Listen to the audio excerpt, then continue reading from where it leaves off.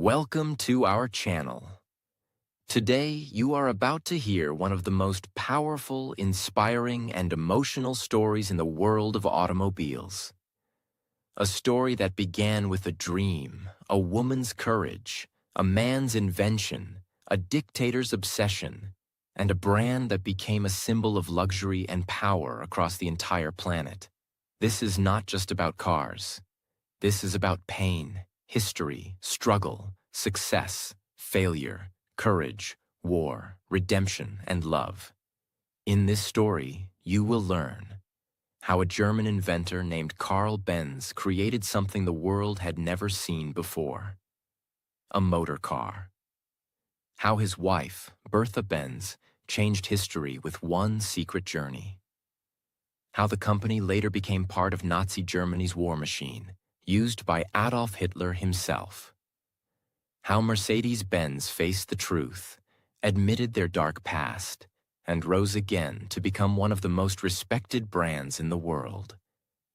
And finally, how Mercedes became a symbol of status, from Germany to Dubai, from India to Hollywood, from history to the future. This is the real-life success story of Mercedes-Benz. A story that is emotional, deep, shocking, and unforgettable. So make sure to watch till the end, because this journey is full of surprises, lessons, and moments that will give you goosebumps. And before we begin, don't forget to subscribe to our channel if you love stories that are real, powerful, and inspiring. We bring you true brand stories, motivational journeys, and untold facts that will help you grow, think, and dream bigger. Your support means everything to us. Now let's begin. Go back to the mid-1800s in Germany, in a world where people still used horses and carriages to travel. No one had ever imagined a machine that could move without horses. It sounded impossible. Some even called it madness. But one man had a dream. His name was Carl Benz. He was born in 1844 in a town called Karlsruhe, Germany. He was a mechanical engineer, intelligent, quiet, and always full of ideas. From a young age, Carl was obsessed with machines. While other boys played games, Carl drew pictures of gears, wheels, and engines. In his heart, he wanted to build something that could move on its own, something that could replace horses. But in those days, people didn't believe in such ideas. Everyone said, "Why do we need a car? We already have horses." But Carl didn't stop. He spent years of his life building an engine that could run on fuel, not on animals. It was small, noisy, and very different from anything the world had ever seen. But it worked. In 1885, Carl Benz finally built the world's first gasoline-powered automobile.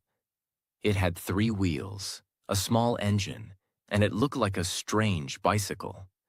He called it the Benz Patent Motorwagen. But there was a problem. Nobody believed in it. Nobody wanted to buy it. People laughed at him. Some even called him crazy. He felt defeated. And then, someone very special came forward. This is where the story becomes truly magical. Carl's wife, Bertha Benz, was not just a wife. She was a visionary, a believer, and the real hero of this story. In a time when women weren't even allowed to vote, she decided to do something bold. One early morning in August 1888, without telling her husband, she took the car with her 2 sons and went on a journey. A journey that changed history. She drove from Mannheim to Pforzheim, a distance of 106 kilometers. This was the first long-distance car journey in the world. She didn't have maps. There were no mechanics to help her, no gas stations, no roads made for cars. But Bertha was brave. Along the way, she had to fix the car by herself.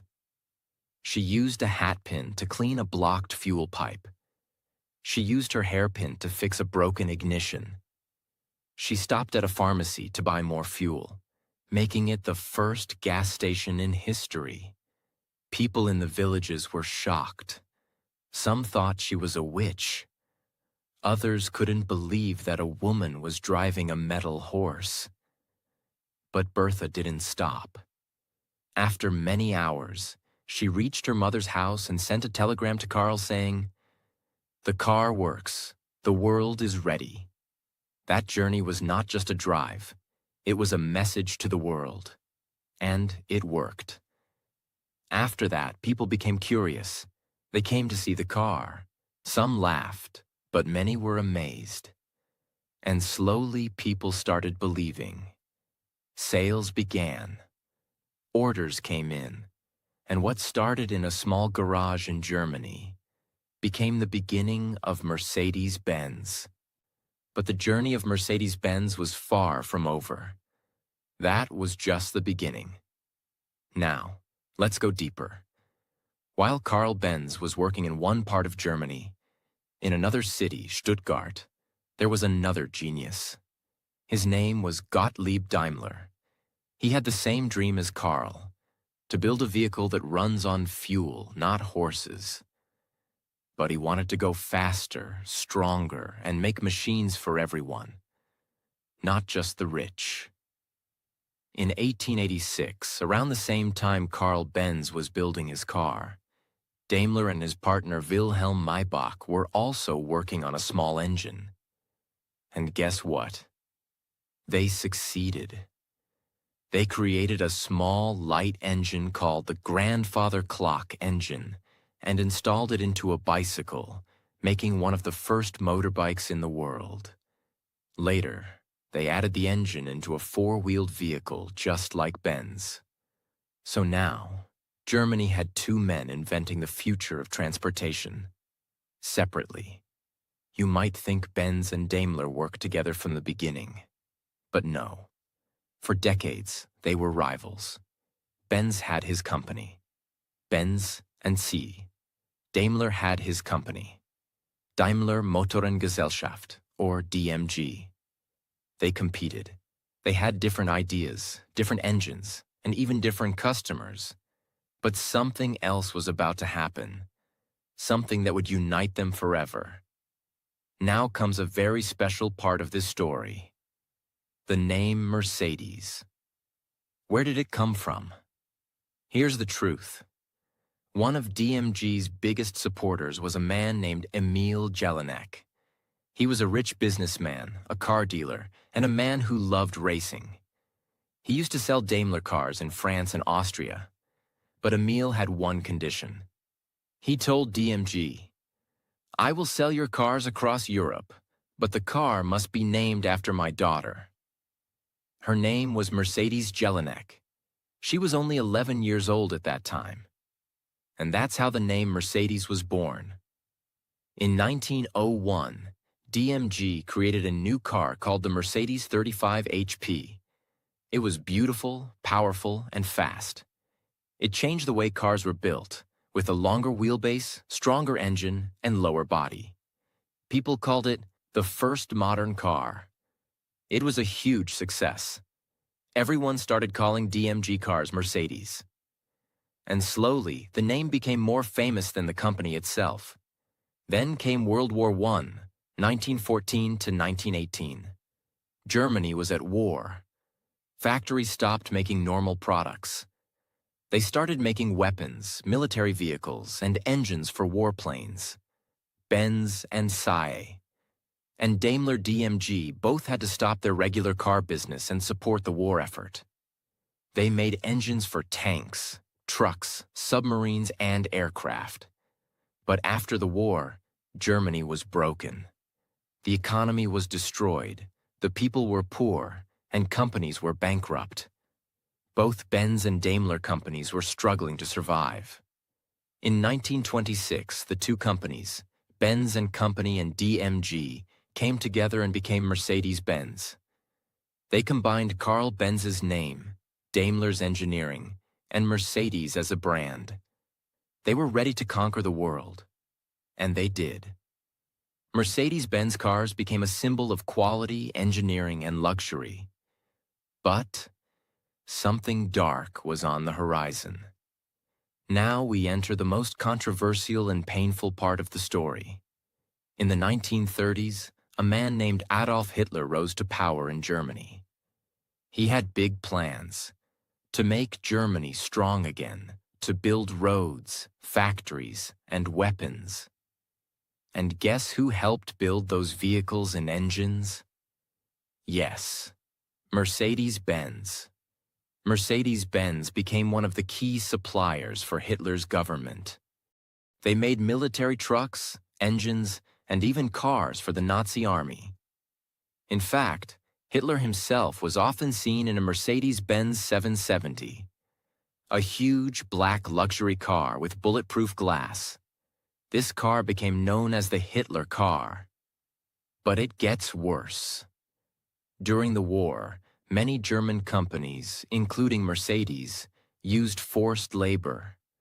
That means they took prisoners, Jews, and people from occupied countries and forced them to work in factories under terrible conditions. Over 40,000 people worked in such conditions in Mercedes factories during World War II. This part of the story is painful and dark, but it's also important to tell the truth. And Mercedes-Benz later admitted this, apologized publicly, and paid millions to help survivors and educate people about this part of history. They didn't hide from their past. They took responsibility, and that gave them respect. Germany was destroyed after World War II. Cities were in ruins, factories were bombed, people had nothing. But Mercedes-Benz began to rebuild from zero. They used whatever materials they had and started making small cars, delivery vans, and buses. In 1954, they introduced a new car that shocked the world. The Mercedes-Benz 300 SL Gullwing, with doors that opened like wings of a bird. It became an icon. From there, Mercedes kept growing year after year. They became a symbol of luxury, power, class, German engineering. Presidents, kings, businessmen, and even Hollywood stars began using Mercedes. From war to peace, from guilt to greatness, from a dream to a global legacy. But the road ahead was not easy, because now the world was changing fast. Let's dive into the journey of how Mercedes-Benz became a global luxury icon, how they fought powerful competitors, and how they entered the future with electric dreams. While most companies focused on speed or looks, Mercedes focused on something more important: safety. In the 1960s, Mercedes-Benz engineers asked a question: what if cars could save lives, not just move people? And that's when they started introducing life-saving features. Crumple zones, a special design that absorbs the impact during a crash so passengers stay safe. Seat belts. They promoted seat belts when many people didn't even care about them. Airbags. Mercedes was among the first to include airbags as standard in their cars. Anti-lock braking system, ABS. This system helps the car stay in control even when brakes are used suddenly. People began to say, if you want the safest car, buy a Mercedes. And this reputation lasted for decades. In the 1970s, the world saw another side of Mercedes-Benz: luxury, power, class. They launched their famous S-Class. This wasn't just a car, it was a moving palace. It had soft leather seats, wood-finish dashboards, smooth rides, powerful engines, quiet cabins, advanced technology for that time. Kings, queens, presidents, actors, and CEOs all started choosing Mercedes-Benz as their car. It became a symbol of success. In many countries, people would say, you know you've made it in life when you drive a Mercedes. By the 1980s, Mercedes-Benz wasn't just a German brand. It became a global icon. They entered America, where Mercedes became the top choice for Hollywood stars and Wall Street businessmen. India, where Mercedes was seen as the car of VIPs, ministers, and film stars. Middle East, where rich oil families bought fleets of Mercedes for their palaces. Africa, South America, and Asia. Mercedes was everywhere. They started building factories in other countries, not just Germany. They created local versions of their cars to suit different roads and climates. They were now competing worldwide and winning. But then came new challengers. BMW, another German company that focused on sporty, driver-focused cars. Audi, which introduced modern design and quattro all-wheel drive. Lexus, from Toyota, which offered Japanese luxury at lower prices. Jaguar, Volvo, Cadillac, all wanted a piece of the luxury market. Mercedes could not relax. So what did they do? They began upgrading faster. More powerful engines. More stylish designs. More advanced technology. Better mileage. More comfort options. They also started expanding their range. SUVs like the M-Class, later called GLE. Compact luxury cars like the C-Class and A-Class. Supercars like the SLR McLaren. In the early 2000s, Mercedes partnered with the famous British carmaker McLaren to build a supercar, the Mercedes-Benz SLR McLaren. It was ultra-fast, ultra-light, super expensive. A combination of F1 racing technology and German engineering. This car became an icon, with only a few thousand made. It was for the richest of the rich. In the 2010s, Mercedes decided to go even higher. They launched the Maybach, a sub-brand for super luxury. These cars were even more luxurious than S-Class, custom-built for billionaires, with features like massage seats, refrigerators, 64-color ambient lighting, and privacy partitions. Mercedes Maybach became the favorite of celebrities like Jay-Z and Beyoncé, royals in the Middle East, ultra-rich in China, Russia, and India. It was like a private jet on wheels. Today, Mercedes-Benz knows the future is electric, so they created a new brand, EQ, which stands for Electric Intelligence. They launched EQS, the electric version of the S-Class, EQE, electric version of the E-Class, EQB, EQA, and EQC, electric SUVs. These cars have huge digital dashboards, voice assistant, "Hey Mercedes," fast charging, long battery life, super silent drives. Mercedes is investing billions to create electric-only factories, clean energy production, and next-level AI technology. Their goal? To become fully electric by 2030. And they're serious. You might wonder, why did Mercedes-Benz survive for over 100 years? Why did it become more trusted than Samsung, Hyundai, and even tech giants? Here's the secret.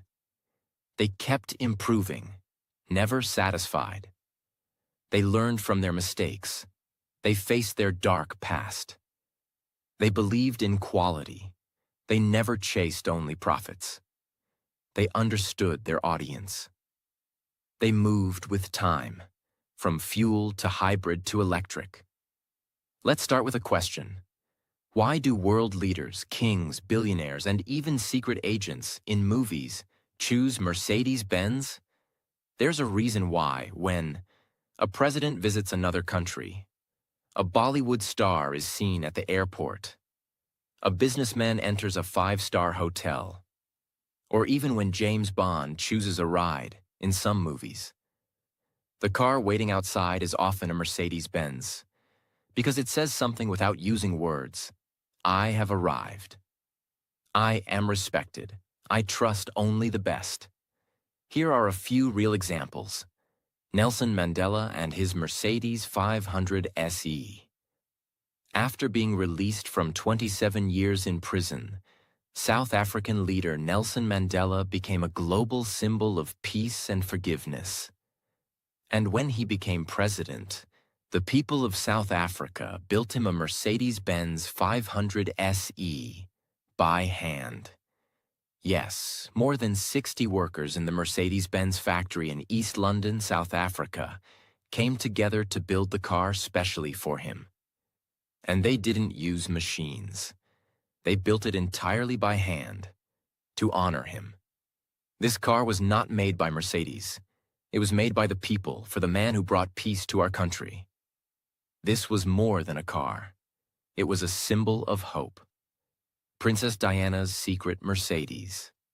In 1994, Princess Diana, one of the most loved figures in history, did something no other British royal had done. She started driving a Mercedes-Benz S280. It shocked the British media because royals were expected to drive only British brands like Rolls-Royce or Jaguar. But Diana chose Mercedes because she liked safety. She liked comfort. She liked freedom. But due to pressure, she had to return the car.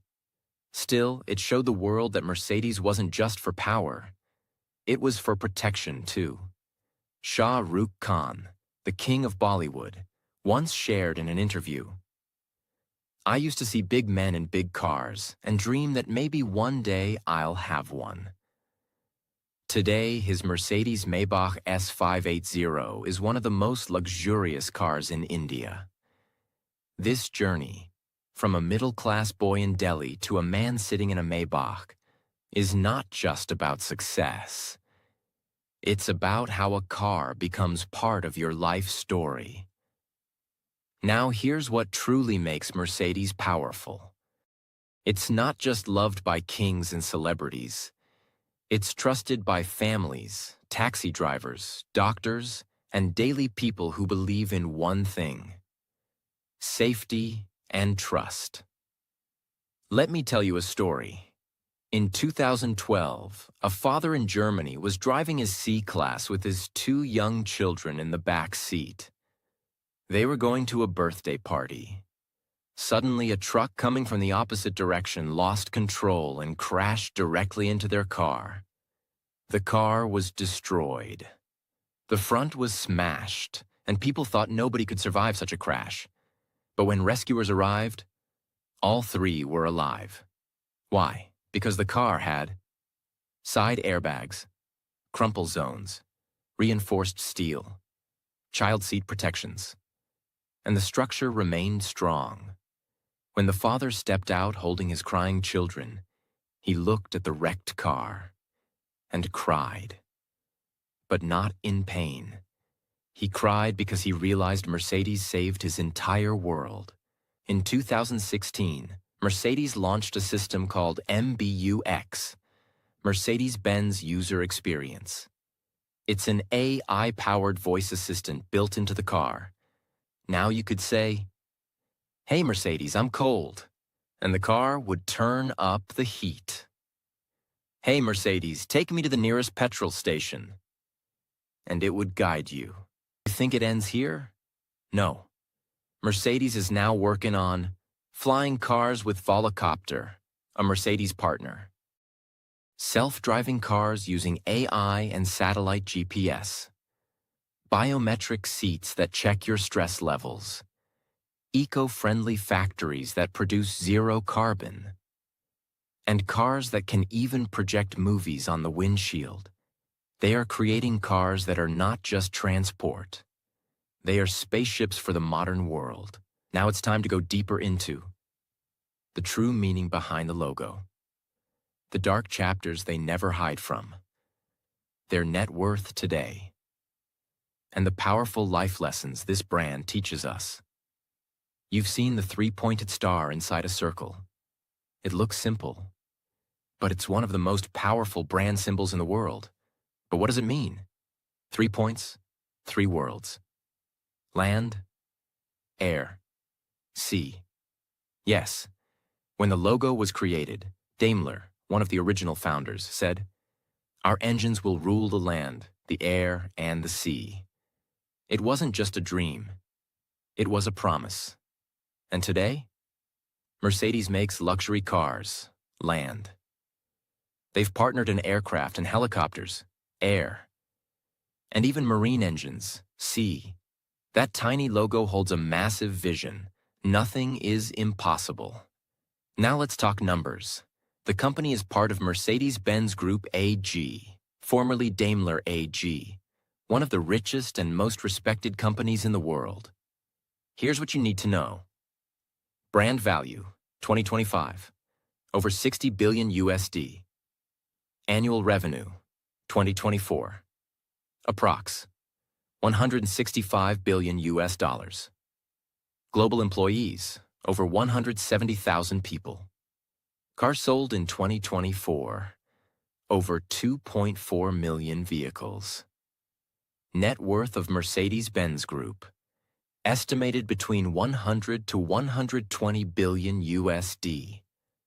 They are ranked among the top 10 most valuable car brands in the world, competing with names like Toyota, Tesla, and BMW.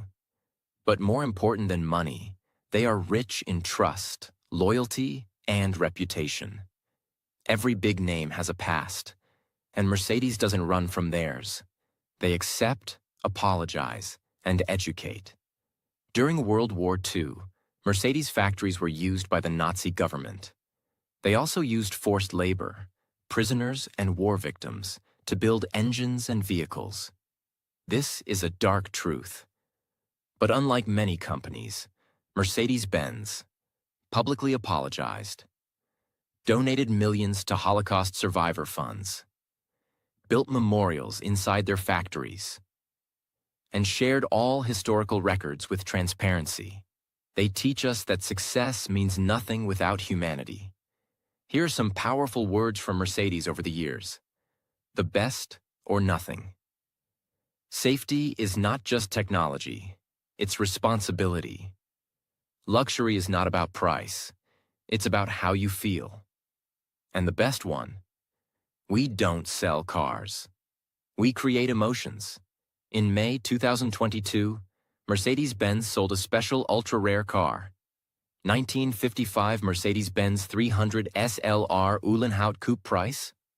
143 million US dollars. Yes, it became the most expensive car ever sold in world history. Why? Because it wasn't just a car.